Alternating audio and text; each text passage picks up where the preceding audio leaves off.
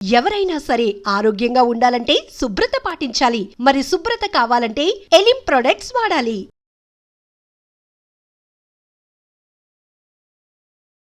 నమస్కారం, welcome to I dream. ధర్మ మార్గం విత్ విజిత కార్యక్రమానికి స్వాగతం. ప్రస్తుతం మనతో పాటు ఉన్నారు మహాబగల్ అఘోరా తాంత్రి వెన్నంపల్లి నిశాంత్ శర్మ గారు. ఇప్పుడు వారితో మాట్లాడి మరిన్ని విషయాలు తెలుసుకుందాం. నమస్కారం అండి. మహాదేవ. ఈ మధ్య కాలంలో అంటే కొన్ని విధానాలు మనం కొత్తగా చూస్తున్నాము. ఒకప్పటి కాలంలో పసుపు కుంకుమ తప్పితే ఇంకొకటి ఉంది. ఈ శుభప్రదమైన వస్తువుల్లో మనం కుంకుమ ధారణం చేసే వాటిల్లో ఎరుపు రంగు, పసుపు ఇవి మాత్రమే. కానీ ఈ మధ్య కాలంలో రకరకాలుగా వింటున్నాము. అందులో భాగంగా తీసుకుంటే గ్రీన్ కలర్లో ఉండే ఒక కుంకుమని ఈ మధ్య చాలా మంది పెట్టుకోవడం మనం చూస్తూ ఉన్నాము. దీన్నే కుబేర కుంకుమ అని చెప్పి అంటారని చెప్పి వింటున్నాము. ఇది పెట్టుకోవడం వల్ల చాలా శుభప్రదమని, మనం అనుకున్న కామ్యాలు నెరవేరుతాయని, ఇంకా అంటే ఒక్కొక్కరు ఒక్కొక్క రకంగా చెప్తున్నారు. అసలు ఏంటి వాస్తవమా? ఈ కుబేర కుంకుమ అనేది ఇప్పుడు కొత్తగా వచ్చిందేనా, ముందర నుంచి ఉన్నదేనా? నిజంగా ఇది ఒక మూఢనమ్మకంగా తీసుకోవచ్చా? ఇది పెట్టుకుంటే ఏదో జరుగుతుందనేది ఇదంతా వాస్తవం అంటారా? వాటి గురించి తెలియజేయండి. చాలా మంచి ప్రశ్న అండి. గతంలో కూడా కొన్ని ఛానల్స్లో వీటి గురించి చెప్పాను. అయితే వాస్తవానికి ఏంటి అని అంటే, అందరికీ తెలిసి మహారాష్ట్ర కుంకుమ అంటే బాగా ఎర్రగా ఉంటుంది. తర్వాత రెండోది, మన దగ్గర శ్రీచక్రార్చన చేసే పసుపుతో నిమ్మకాయ, నువ్వుల నూనె, కుంకుమ ఇవన్నీ కలిపి తయారు చేసే పసుపు కుంకుమ ఒకటి. అది ఎక్కువగా మనము ప్రతి దేవాలయాల్లో అర్చనగా వాడుతూ ఉంటాము. శ్రీచక్రార్చనకు ఆరావళి కుంకుమ, నాగసింధూరము, ధూలా కుంకుమ, యోగ కుంకుమ, రక్షికా కుంకుమ, కుబేర కుంకుమ, నల్ల కుంకుమ. ఎన్ని రకాల కుంకుమలు ఉన్నాయా? అన్ని మొగిలి రేకుల కుంకుమ. మళ్ళీ ఈ మొగిలి రేకుల కుంకుమ కూడా శ్రీచక్రార్చనకే వాడుతారు, మళ్ళీ దేనికి వాడరు. విన్నారా? ఇన్ని రకాల కుంకుమలు మన దగ్గర ఎప్పటి నుంచో ఉన్నాయి. ఇలా ఎన్ని రకాలు మొత్తం అండి కుంకుమలు? కుంకుమలమ్మ దరదాపులో సుమారుగా మనకు 77 కుంకుమాలు ఉన్నాయి మనకు మొత్తం మన సనాతన ధర్మ ప్రకారంగా. 77 కుంకుమలు ఉన్నాయి. నీలం కుంకుమలో నీలం కుంకుమ కూడా ఉంటది. గంధంలో నీలము గంధము ఉంటది. ఇట్లా చాలా ఉన్నాయి. అయితే ఇక్కడ ఈ కుబేర కుంకుమ అనేది మొదలు ప్రారంభమైంది మన భూమిలో అయితే కాదు తల్లి, యక్షగంధర్వ కిన్నెర లోకంలో ప్రారంభమైంది. దేవతాలోకంలో కుబేరుడి యొక్క లోకం. కుబేరుడు నిత్యంగా ధరించే కుంకుమ ఏదయ్యా అంటే తను తయారు చేసుకునే కుబేర కుంకుమ. దాని పేరే, ఆయన తయారు చేసుకున్నాడు కాబట్టి దాని పేరు కుబేర కుంకుమ. విన్నారా? అయితే ఇది ఎలా ప్రారంభమైంది అని అంటే, పూర్వంలో గంధర్వ లోకంలో ఉండేటువంటి ఆ కుబేరుల వారు ఈ భూమి మీదికి ఎలా కుబేర కుంకుమ వచ్చిందో రీజన్ ఇక్కడ నుంచే మొదలైంది తల్లి. పూర్వము భూమి మీద కమల పుష్పాలు అనేటువంటివి ఉండేటివి కాదు. గాంధర్వ లోకంలో కుబేరుడి యొక్క సరస్సులో మాత్రమే ప్రతిరోజు ఉదయాన్నే 108 పుష్పాలు పూస్తాయి. 108 ప్రతినిత్యము ప్రతిరోజు 108 కంటే మళ్ళీ ఒక్క పుష్పం కూడా ఎక్కువ పూయదు, 108 పూస్తాయి. దాన్ని ఏం చేసేది, తెంపేసి ప్రతిరోజు శివార్చన కోసం వాడతాడు. వాడేటప్పుడు కుబేరుడి యొక్క కుమారుడు యక్షిణీదేవికి మోహితుడై ప్రేమలో పడిపోతాడు. ప్రేమలో పడిపోయిన తర్వాత ఆ యక్షిణీదేవి ఇద్దరు కానీ పువ్వులు తెంపడానికి తెల్లవారుజామునే 3 గంటలకు వెళ్ళేసి మొత్తం తెంపుకుంటూ కూర్చుంటూ ఉంటే, కుమారుడు వచ్చేసేసి ఇక ప్రేమలో ఉండే వాళ్ళు ఎలా ఉంటారు, ఒక రకంగా మాట్లాడుకోవడాలు అలా ఉంటూ ఉంటాయి కదా. ఆ పరంగా ఉండేటువంటి క్రతువులో తన మీద ఉండేటువంటి మోహిత్వంలో ఆ సరస్సులో నుంచి ఒక పుష్పాన్ని తెంపేసి ఈ అమ్మాయి జడలో పెట్టేస్తాడు, యక్షిణి జడలో. కుబేరుడికి ఆ పుష్పాలు తీసుకుపోయి అక్కడ పెడతాడు. 108 నామాలకు 108 పుష్పాలు లెక్కగా వస్తాయన్నట్టు. అవి 107 నామాలకు అయిపోయింది. మళ్ళీ పల్లెంలో చూస్తే ఒక్క పుష్పం కూడా లేదు. 108 పుష్పాలు ఉండాలి కదా, ఖచ్చితంగా 108 పూస్తాయి. ఇది ఎందుకు పొయ్యట్లేదు అని చెప్పి, ఎందుకు రాలేదని చెప్పేసి ఆ యక్షిణిని పిలుస్తాడు. పిలిచేసి ఆమెను తిట్టుకుంటూ ఉండేసరికి తన జడలో కనిపించింది పుష్పము. నీ జడలో పుష్పం ఎందుకు వచ్చింది? తారా పుష్పాన్ని నువ్వు పెట్టుకోవాల్సిన అవసరం ఏంటని తనని తిడుతూ ఉంటే, తన కుమారుడు వచ్చి ఇది నానా విషయం అని వాళ్ళ ప్రేమ వ్యవహారాన్ని మొత్తం చెప్పేశాడు. చెప్పేసరికి, నీచురాల, నువ్వొక్క నా దగ్గర ఉండేటువంటి కిన్నెరస్ అనేవి యక్షిణివి, నా క్రతువులన్నీ చూసుకునేదానివి, నువ్వు నా కుమారుణ్ణి ప్రేమిస్తావా అని చెప్పేసేసని తనని శపించి భూమి మీదకి విసిరేస్తాడు. భూమి మీద విసిరేసరికి అది తన జెల్లోనే ఉండే పుష్పం కాస్త కింద పడేసి ఒక పెద్ద కట్ట చెరువులాగా మారేసేసి దాంట్లో కమల పుష్పాలు పూయడం ప్రారంభమైంది. గంధర్వలోకంలో ఉండే కమల పుష్పము భూమి మీద పడేసరికి రాత్రి 2:30కు ఒక కమల పుష్పం పూస్తుంది. దాంట్లో నుంచి ఎన్నో రకాల పరిమళాలతో గంధము కూడినటువంటి వాసన వస్తుంది. అప్పుడు తామర ఆకులు ఇవన్నీ వచ్చేసరికి కుబేరులు ఏం చేశారు, ఆ ఆకుని తీసుకొని తామరాకు, తులసాకు, వేపాకు, మారేడాకు, మొగిలి రేకులు ఈ 5 ఆకుల్ని సేకరించి వాటిని బాగా నూరాడు. పచ్చిదనంతో ఉండంగా నూరేసేసి దాన్ని నీడలో ఎండబెట్టేశాడు. నీడలో ఎండబెట్టేసిన తర్వాత ఆ బొట్టు ఒక పరిమళ గంధముతో వస్తుంది ఇంకా వాసన. ఎందుకనంటే మొగిలి రేకులు అంటేనే ఒక అపూర్వ వాసన. అది దాని ఆ స్మెల్ వస్తూ ఉంటేనే మన మనసు తెలవక ఒక మైమరిచిపోతూ ఉంటారు. అలా అప్పుడు గంధర్వలోకంలో తానంతట తాను తయారు చేసుకొని ప్రారంభం చేసుకున్నాడు. అప్పుడు తర్వాత మనకు మహాభారత యుద్ధము ఎవరికి, పాండవులకు కౌరవులకు జరిగింది కదా తల్లి. అప్పుడు కౌరవులు కొంతమంది యక్షిణీలను భూమి మీదికి రప్పించారు.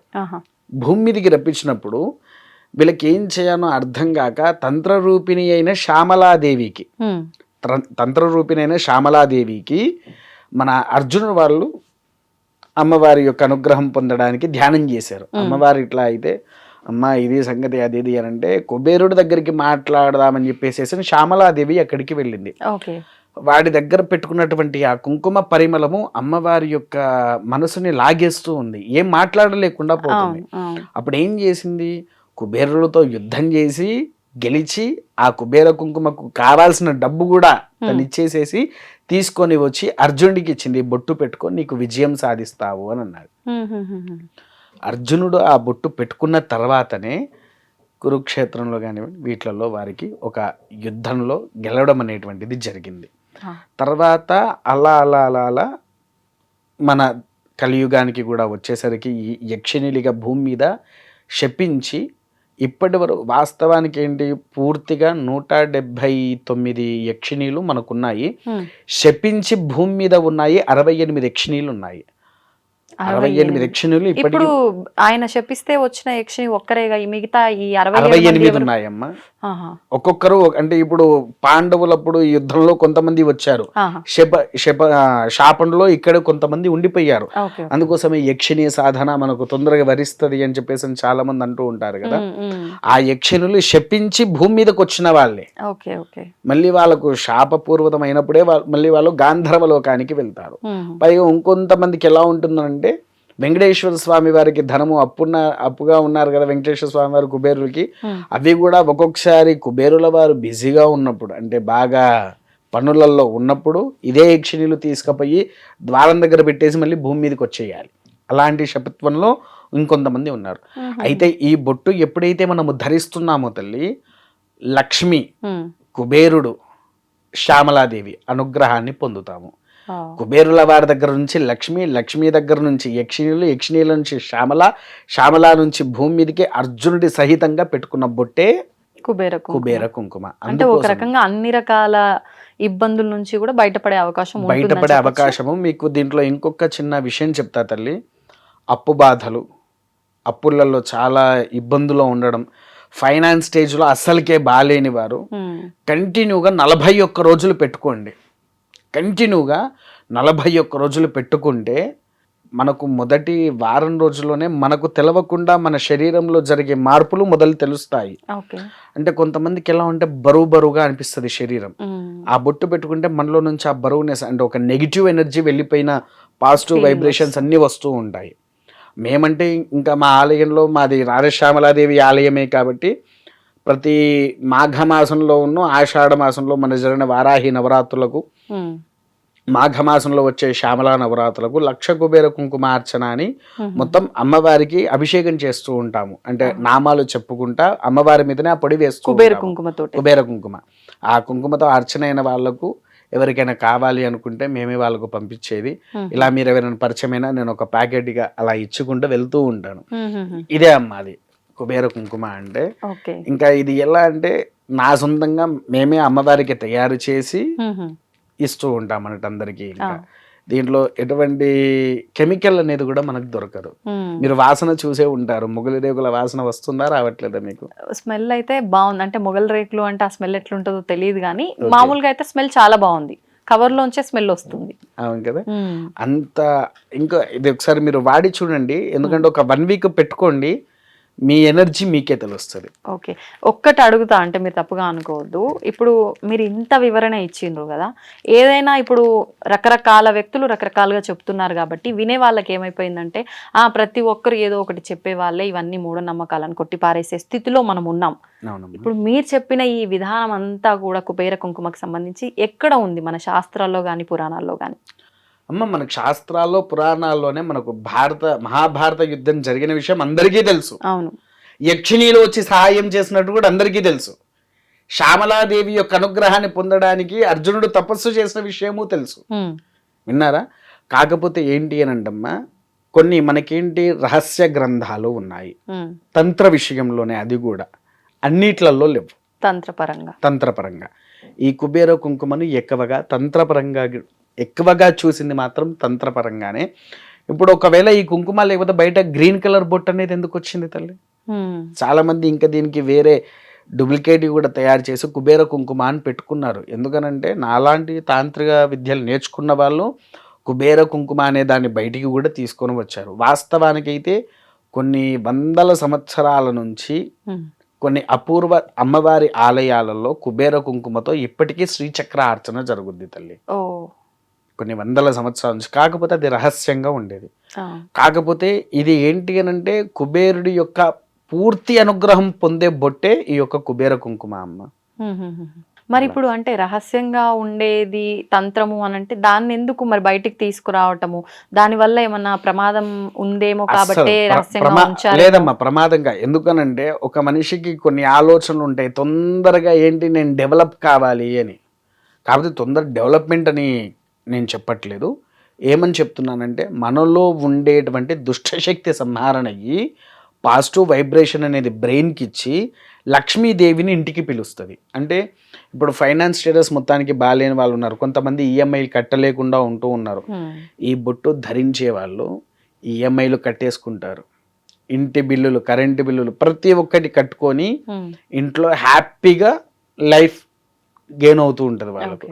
అట్లా అంత మంచి ప్రభావం వాళ్ళకు ఉంటుంది. నేను చెప్పేది అబద్ధమైతే మీరే 41 రోజులు వాడండి. 41 రోజులు మీరు వాడిన తర్వాత దాని పవర్ ఏంటో మీకు తెలుస్తుంది. తర్వాత వాడితే వాడండి, లేకపోతే లేదు.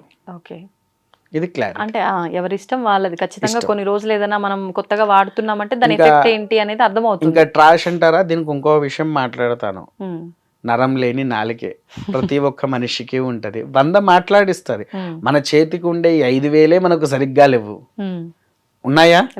లేవు. అవి నరం లేని నాలుకలు అలానే మాట్లాడుకుంటాయి. ఎందుకంటే కొంతమంది నాస్తికులు ఉంటారు, కొంతమంది భగవంతుని యొక్క ప్రీతికరులు ఉంటారు. నమ్మిన వారికి నమ్మినట్టు, అంటే చూసే కళ్ళను పట్టే విధానం ఉంటుంది తల్లి. వాస్తవం అండి మీరు చెప్పింది మాత్రం. ఇంకా ఎవరు ఏం చేయాలనేది వాళ్ళకి వాళ్ళు నిర్ణయించుకోవాలి. ధన్యవాదాలండి. ధన్యవాదాలండి. మహాదేవ.